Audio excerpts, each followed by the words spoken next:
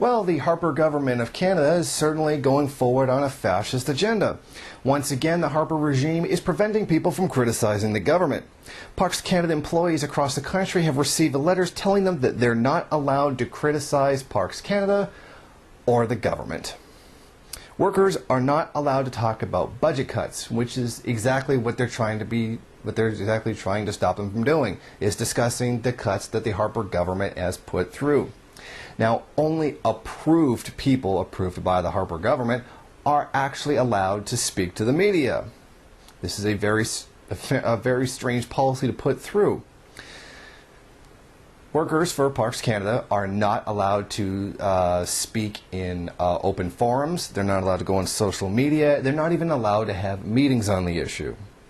Now, a copy of this letter that was sent out to all the employees of Parks Canada has made its way to the CBC.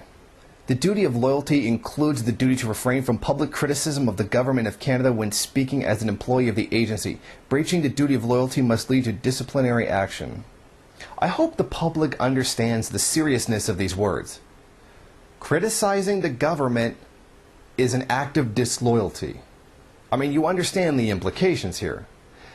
Disagree with the government and they're basically calling you a traitor. Do you see the mentality here? You don't support the troops, you're a fascist, you want the troops to die, you hate your country, you're a traitor, you should be in jail and get out of the country if you don't like it. Fascist conservative BS.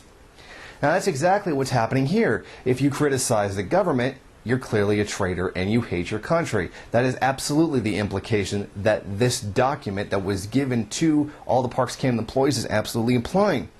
Now, Eddie Kennedy, the National Executive Vice President for Public Service Alliance of Canada, said about 4,800 employees got this 3 weeks ago. And he also spoke about this to the CBC.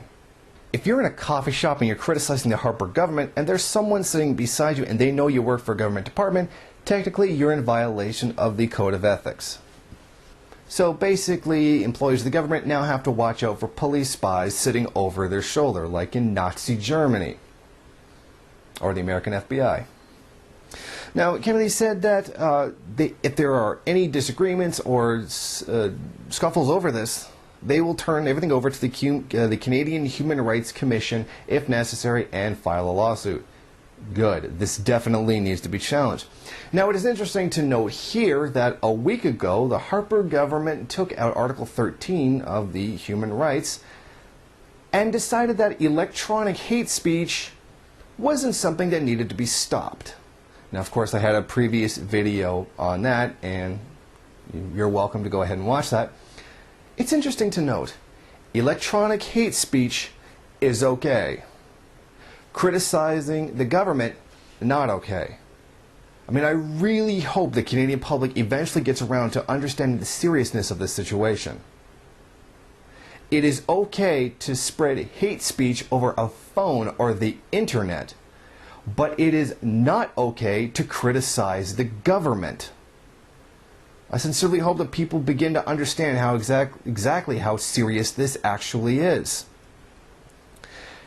Basically, the Harper regime is cutting down the most fundamental freedom of speech there is, criticizing the government.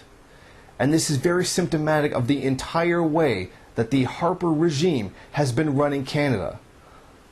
As much dissent against the government as possible has been silenced. As much as the people have rejected what it is that the Harper regime wants to do, they have been suppressed.